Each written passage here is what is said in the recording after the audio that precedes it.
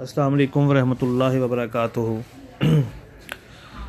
प्यारे मुस्लिम भाइयों, जैसा कि आपने पहली वीडियो देखी उसके अंदर हमने आपको बताया कि हमारा जो अकीदा क्या है, कुरान के मुताबिक जो सही अकीदा वो हमने आपको बताया है। आज का जो मौजू है वो है जी हम मुसलमान हैं, फ़िरका परस्ती से पाक मुस्लिम। अब फ़िरका परस्ती से पाक मुस्लिम हम किस तरह से हो सकते हैं? ठीक है, इसके लिए सबसे पहले आपने बहुत सारे उलमा इकराम से, बहुत सारे मौलवियों से सुना होगा। एक हदीस जो है वो सुनाई जाती है कि नबी सल्लल्लाहु अलैहि वसल्लम ने फरमाया था कि बनी इसराइल के 72 फ़िरके थे और मेरी उम्मत के 73 फ़िरके होंगे। अच्छा, अब यहाँ पे कुछ लोग जिनका इल्म कम है, जिन्होंने पढ़ा नहीं है, वो क्या कहते हैं जी नबी सल्लल्लाहु अलैहि वसल्लम के मुंह से निकला है जी 73 फ़िरके होंगे, वो तो होने ही होने हैं, आप कुछ नहीं कर सकते। और भाईजान, सबसे पहली बात तो यह है कि उन्होंने पेशन गोई की है, क्योंकि नबी जो होते हैं वो खुशखबरियाँ देने वाले, आने वाले टाइम की पेशन गोइयाँ करने वाले, डराने वाले, समझाने वाले होते हैं। क्योंकि ये सारा इल्म जो होता है ये अल्लाह पाक की तरफ से उनको अता किया जाता है। तो उन्होंने हुक्म नहीं दिया कि आप जो है वो ये फ़िरके बना लें, ठीक है। उन्होंने एक पेशन गोई की थी कि ऐसा होगा, ठीक है। अच्छा, अगर आप इस हदीस को जाके पूरा पढ़ें तो पूरी हदीस इस तरह से है कि बनी इसराइल के 72 फ़िरके थे और मेरी उम्मत के 73 फ़िरके होंगे, कुल्लुहुम फिन्नार, सारे के सारे जहन्नमी होंगे। अब कोई भी मौलवी ये नहीं बताएगा आपको कि सारे के सारे जहन्नमी होंगे। फ़िरका परस्ती जो है वो जितने भी फ़िरके हैं, वो जो अपने आप को फ़िरका परस्ती के अंदर गिनते हैं, जो तकलीद करते हैं, जो अपने आप को सुन्नी, वहाबी, अहले हदीस, या जितने भी फ़िरके बने हुए हैं, जो कहते हैं अल्लाह माफ़ करे, नाउज़ुबिल्लाह, अस्तगफिरुल्लाह, उन हदीस के मुताबिक वो सारे के सारे जहन्नमी होंगे, ठीक है। हम किसी के ख़िलाफ़ बात नहीं करें, मैं आपको हदीस सुना रहा हूँ जो लिखा हुआ है। अच्छा, अब इस बात को लेते हुए कुछ लोगों ने जो मतलब पूरी हदीस को पढ़ा और आगे है जी सिर्फ एक जमात ऐसी होगी जो जन्नत में जाएगी। तो सहाबा ने पूछा या रसूलुल्लाह सल्लल्लाहु अलैहि वसल्लम वो कौन सी जमात होगी? तो आपने फरमाया जो मेरे और मेरे सहाबा के तरीके पे चलेगी वो जमात जन्नती होगी। अब यहाँ पे तो कुछ लोगों ने क्या किया, कुछ लोगों ने जो फ़िरके बनाए उसके अंदर उन्होंने नाम रख लिए अपने जमातुल मुस्लिमीन, इत्तेहादुल मुस्लिमीन, अशातुल मुस्लिमीन और मुस्लिम, ठीक है। अब यहाँ पर उन्होंने फिर वही शुरू कर लिया, नाम मुस्लिम रख लिया, जमातुल मुस्लिमीन रख लिया जी, ये मुसलमानों की जमात है, ये इत्तेहादुल मुस्लिमीन है, ये फ़लाँ है, या फ़लाँ है, या फ़लाँ है। लेकिन जो पाबंदियां हैं, जो तकलीद है, फिर उन्होंने वही शुरू कर दी जी अब मुसलमानों के अलावा, इस जमात के अलावा किसी और के पीछे नमाज नहीं पढ़ सकते, आप ये नहीं कर सकते, आप वो नहीं कर सकते। बहुत सारी चीज़ें उन्होंने इसके अंदर जो है वो डाल दी, जो उसी फ़िरका परस्ती के ज़िम्मे में आ रही हैं, जो दूसरे फ़िरकों के ज़िम्मे में आती हैं। तो आज मैं आपको कुरान से साबित करूँगा कि अल्लाह पाक ने हमारा नाम मुस्लिम रखा है, ठीक है, और कहाँ कहाँ पर रखा है, हवाला जात क्या है, ठीक है, और हम मुस्लिम हैं, और मुस्लिम कहलाने का मतलब क्या है, मुस्लिम क्यों होना चाहिए, ठीक है, हम अपने आप को मुस्लिम क्यों कहला सकते हैं, और अल्लाह पाक की नज़र में मुस्लिम और गैर मुस्लिम क्या हैं, ठीक है। अल्लाह पाक की नज़र में सिर्फ दो ही फ़िरके हैं, मुस्लिम और गैर मुस्लिम, ठीक है। मुस्लिम वो हैं जो अपने आप को मुस्लिम कहते हैं, और गैर मुस्लिम वो हैं जो अपने आप को कुछ भी कह लें मुसलमान के अलावा, चाहे वो देवबंदी है, वहाबी हैं, सुन्नी है, शिया हैं, हिंदू हैं, जो भी हैं, ईसाई हैं, क्रिश्चियन हैं, कुछ भी हैं, वो सारे के सारे गैर मुस्लिम हैं, ठीक है। तो ये कुरान के मुताबिक है, मैं किसी को गलत नहीं कह रहा। जो भी है वो अपना अकीदा जो है कुरान के मुताबिक बनाए। अच्छा, यहाँ पे मैं आपको, ये पहली वीडियो है चूँकि, तो यहाँ मैं ये आपको लाजमी बताना चाहता हूँ कि मैं आपको फार्मूला बता रहा हूँ। एक फार्मूला ये है, ये फार्मूला अल्लाह पाक ने भी अपनाया है, ठीक है, और आपने भी अगर फार्मूला अपनाएंगे तो आप यहाँ से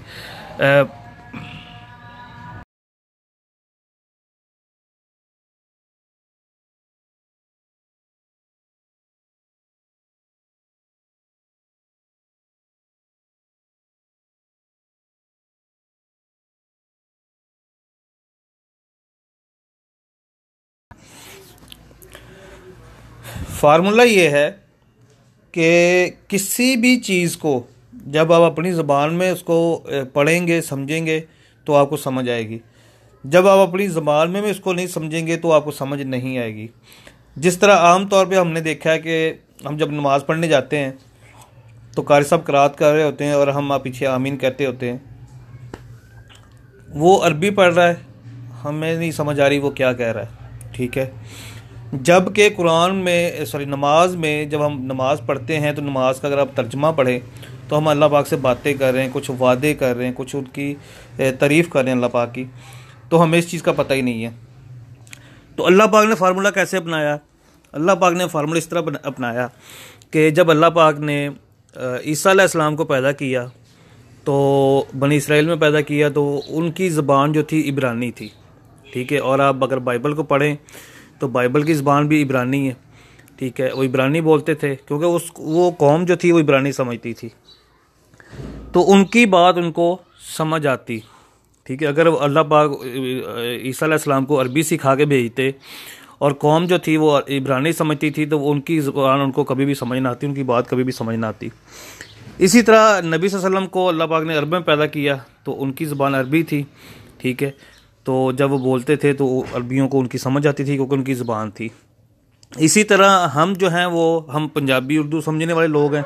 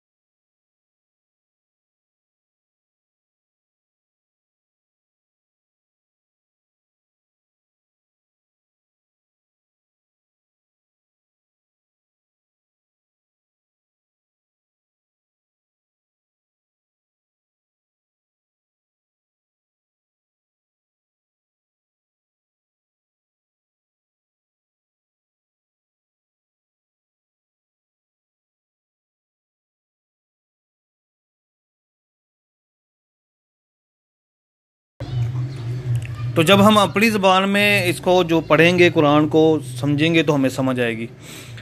हम जब बच्चों को कुरान सिखाने के लिए पढ़ाने के लिए भेजते हैं बच्चों को मस्जिद में, तो कारी साहब जो हैं वहाँ पे जो कुरान पढ़ाते हैं वो भी अरबी पढ़ा रहे हैं, ठीक है, नाजरा पढ़ा रहे हैं। तर्जुमे का किसी को पता नहीं है अल्लाह पाक क्या फरमा रहे हैं क्या नहीं फरमा रहे। यहाँ पे मैं आपको एक छोटी सी मिसाल देता हूँ। अगर आपने कभी हज की वीडियो देखी हो या बहुत से लोगों ने हज किया भी है तो वहाँ पे अक्सर आपने देखा होगा कि जब कारी क़िरात कर रहा होता है तो पीछे अरबी जो है वो रो रहे होते हैं। अब क्यों रो रहे होते हैं? ठीक है, क्योंकि उनको समझ आ रही है कि अल्लाह पाक कहाँ पे खुशखबरी सुना रहा है, कहाँ पे जो कारी साहब क़िरात कर रहे हैं, जो आयत पढ़ रहे हैं उसके अंदर अल्लाह पाक डरा रहा है, आपको वार्निंग दे रहा है, ठीक है। तो उनको समझ आ रही होती है, वो रो रहे होते हैं।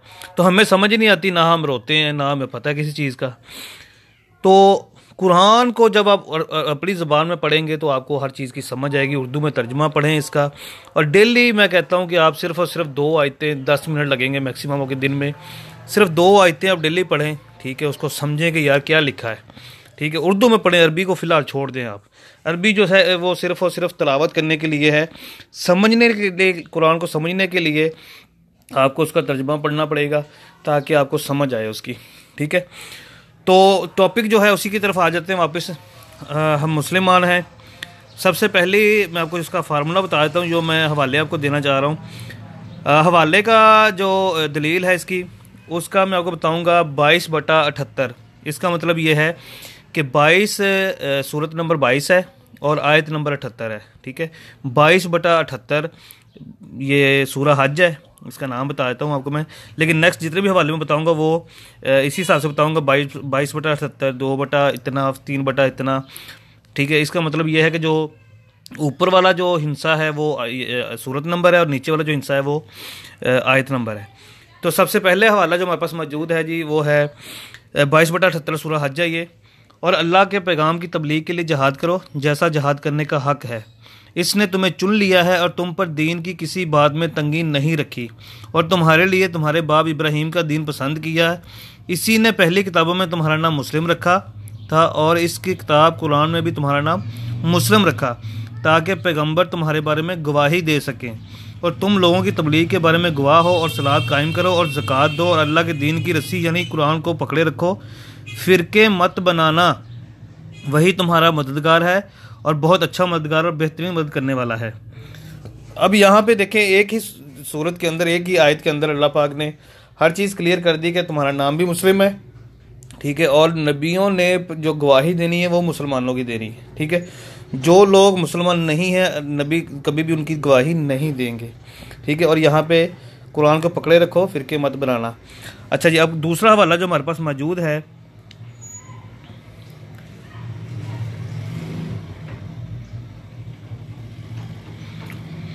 वो है जी 2/132-33। ये सूरा बकरा है, ठीक है। जब इनसे इनके परवरदिगार ने फरमाया कि मेरे मुस्लिम फरमा बरदार बनो, तो उन्होंने अर्ज़ की कि मैं रब्बुल आलमीन के लिए मुस्लिम फरमा बरदार हूँ। और इब्राहीम अलैहिस्सलाम ने अपने बेटों को इसी बात की वसीयत की कि मुस्लिम ही कहलाना और मुस्लिम ही रहना।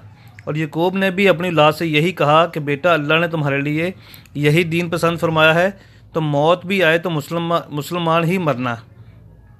क्या जिस वक्त याकूब वफात पाने लगे थे तुम इस वक्त मौजूद थे जब इन्होंने अपने बेटों से पूछा कि मेरे बाद तुम किसकी बात करोगे? तो उन्होंने कहा कि आपके मबूद अल्लाह बाख्तियार हस्ती की, और जो आपके बाप दादा इब्राहिम और इस्माइल और इसहाक के मबूद की बात करेंगे, जो मबूत यकता वाहद बाख्तियार है।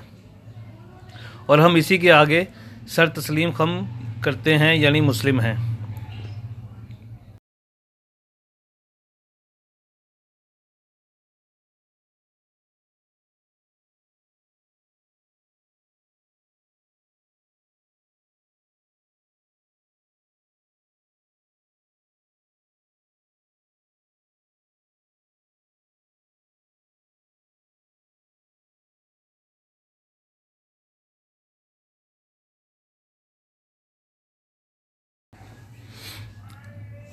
तीसरा हवाला जी, ये आयत नंबर है 6/161। कह दो कि मुझे मेरे परवरदिगार ने किताबुल्लाह के ज़रिए यानी कुरान के ज़रिए सीधा रास्ता दिखाया है। वही असल दीन इब्राहिम का है जो अल्लाह के साथ खालस यकसू थे और मुशरिकों में से ना थे। ये भी कह दो कि मेरा ताल्लुक़ बज़रिया नमाज और मेरा तरीक़ा इबादत और कुर्बानी, मेरी ज़िंदगी और मेरी मौत सब कुछ अल्लाह रब्बुल आलमीन के लिए वक़्फ़ है, जिसका कोई शरीक नहीं, और मुझे इसी तरह का हुक्म मिला है और मैं सबसे पहले अव्वल मुस्लिम फरमाबरदार हूँ।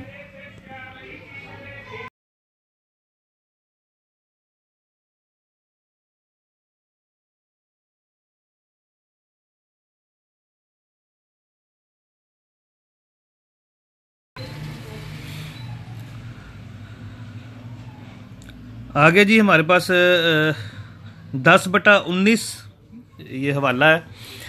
और सब लोग पहले एक ही उम्मत थे, फिर जुदा जुदा फ़िरका हो गए, और अगर ख़ास मुद्दत यानी क़यामत तुम्हारे परवरदिगार की तरफ से पहले तय ना हो चुकी होती तो जिन बातों में वो इख्तलाफ करते हैं इनमें पहले ही फ़ैसला कर दिया जाता। ठीक है जी। अब अगला हवाला जो है जी वो है 6/159।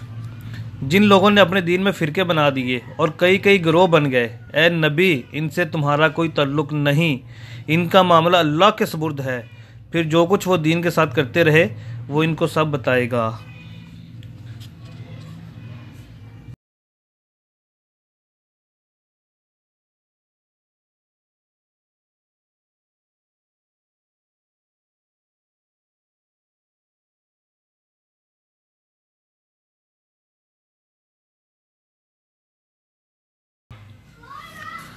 अगला हवाला है जी 12/101, ये आयत नंबर है। यूसुफ अलैहिस्सलाम ने दुआ की, अल्लाह से दुआ की कि ए मेरे परवरदिगार, तूने मुझे हुकूमत में हिस्सा दिया और ख्वाबों की तबीर का इल्म बख्शा। ए आसमानों और ज़मीन के पैदा करने वाले, तू ही दुनिया और आखिरत में मेरा मददगार है। तो मुझे एक मुस्लिम फर्माबरदार के तौर पर वफ़ात दे और अपने नेक बंदों में दाखिल फरमा। अगला हवाला है जी ये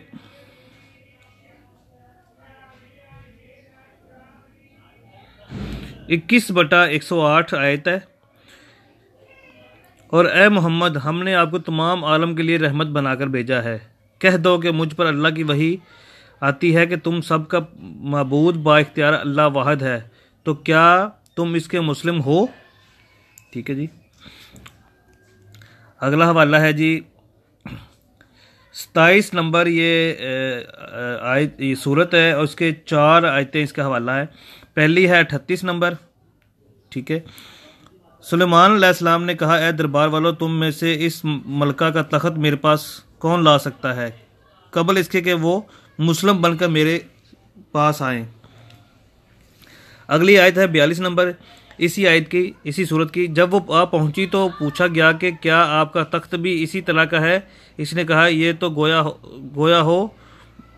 हूबहू वही है, और हमको इससे पहले ही सुलेमान की अजमत और शान का इल्म हो गया था और हम मुस्लिम हो चुके हैं। इसी सूरत की अगली आयत है 81 नंबर। और ना अंधों को गुमराही से निकाल कर रास्ता दिखा सकते हो तुम, तो इन्हीं को सुना सकते हो जो हमारी आयात पर ईमान लाते हैं और वो अल्लाह के मुस्लिम होते हैं। इसी सूरत का अगला हवाला है 91 नंबर आयत है। कह दो कि मुझको यही इरशाद हुआ कि इस शहर मक्का के रब की इबादत करूं, जिसने इसको मोहतरम और मुकाम और अदब बनाया है, और सब चीज़ इसी की है, और ये भी हुक्म हुआ है कि मैं इसी का मुस्लिम बनकर रहूं। अगला हवाला जी 28/53 ये आयत है। और जब इनको कुरान पढ़कर सुनाया जाता है तो कहते हैं कि हम इस पर ईमान ले आए, बेशक वो हमारे परवरदिगार की तरफ से बरहक है, हम तो इससे पहले ही मुस्लिम हैं। अगला हवाला जी 30/53 नंबर आयत है। बस तुम मुर्दों को अपनी बात नहीं सुना सकते हो, ना ही बहरों को आवाज़ सुना सकते हो जबकि वो पीठ फेरे हुए हो, ये इन्हीं की तरह है, और ना ही अंधों को इनकी गुमराही से निकालकर राह रास्त पर ला सकते हो। आप तो इन्हीं लोगों को सुना सकते हो जो तो हमारी आयत पर ईमान लाते हैं, बस वही मुसलमान हैं। आगे आयत नंबर है जी 39/12। कह दो कि मुझे यही हुक्म हुआ है कि ज़िंदगी में खालिस अल्लाह की खुशनुदी के लिए इबादत यानी वाबस्तगी इख्तियार करूं, और मुझे ये भी हुक्म हुआ कि मैं सबसे पहले अव्वल मुसलमान बनूं। अगला हवाला है 46/15 नंबर आयत है। और हमने इंसान को अपने वालिदैन के साथ भलाई करने का हुक्म दिया, और इसकी माँ ने इसको तकलीफ़ से पेट में रखा और तकलीफ़ से ही जना, और इसका पेट में रहना और दूध छोड़ना 2.5 बरस में होता है, यहाँ तक कि जब खूब जवान होता और 40 बरस को पहुँच जाता है तो कहता है कि ए मेरे परवरदिगार, तू मुझे तौफीक दे कि तूने जो एहसान मुझ पर और मेरे माँ बाप पर किए हैं इनका तुझसे शुक्रगुजार रहूं और ऐसे नेक अमल करूं जिनको तू पसंद करे। मेरे और मेरी औलाद के अकायद की में इस्लाह तकवा पैदा कर। मैं तेरी तरफ रुजू करता हूं और मैं तेरा ही मुसलमान फरमाबरदार हूं।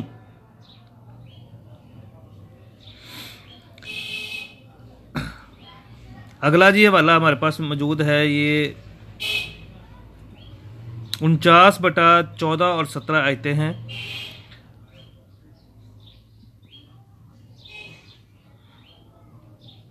मोमिन तो वो है जो अल्लाह और उसके रसूल पर ईमान लाए, फिर शक में ना पड़े और अल्लाह की राह में जान और माल से खपा दे। यही लोग यकीन और अमल में सच्चे हैं। इनसे कहो कि तुम अल्लाह को अपना दीन जताते हो, जब अल्लाह तो आसमानों और ज़मीन की सब चीज़ों से वाकिफ़ है और अल्लाह हर शय को जानता है। ये लोग तुम पर एहसान रखते हैं कि मुसलमान हो गए हैं। कह दो कि अब अपने मुसलमान होने का मुझ पर एहसान न रखो, बल्कि अल्लाह का तुम पर एहसान है कि इसने तुम्हें ईमान का रास्ता दिखाया। बशर तहका तुम सच्चे अमल में हो। बेशक अल्लाह आसमान और ज़मीन के पोशीदा बातों को जानता है और जो कुछ तुम करते हो इसे देखता है। अगला ये हवाला है जी 72/14 नंबर आयत है ये, और ये कि हम में बाज़ मुस्लिम फरमाबरदार हैं और बाज़ नाफरमान गुनाहगार हैं। तो जो फरमाबरदार हुए वही सीधे रास्ते पर हैं और जो गुनाहगार हुए वो दोज़ख का ईंधन है। अगला हमारे पास जो हवाला है जी, आखिरी हवाला है ये 41/33 आयत है, और इस शख्स से बेहतर कौल किसका है जो अल्लाह की तरफ बुलाए और नेक अमल करे और कहे कि मैं सिर्फ मुस्लिम फ़िरका परस्ती से पाक हूँ। ठीक है जी। तो दोस्तों ये था आज का मौजू, हम मुसलमान हैं। जितनी भी आयतें हमने आपको बताई हैं हवाला जात मौजूद हैं, आप कुरान में ये कुरान आपके पास मौजूद है। ठीक है। अक्सर ये होता है कि जब किसी को हवाला बताया जाता है या किसी को बताया जाता है कि यार ये फ़लाँ जगह पे लिखा है, तो उनका जवाब ये होता है कि भाई आपके पास कुरान कोई और होगा, हमारे पास कुरान कोई और है। नाउज़ बिल्ला, कुरान एक ही है, कुरान दो नहीं है। ठीक है। इस चीज़ को थोड़ा सा माइंड से निकाल दें। और दूसरी बात ये है कि जो चीज़ आपको बताई जा रही है कुरान आपके घर में मौजूद है।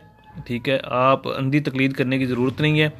ये जो हवाला आपको बता दिया, आप खुद से उसको जाके स्टडी कर सकते हैं, खुद से जाके देख सकते हैं कि भाई जो बताया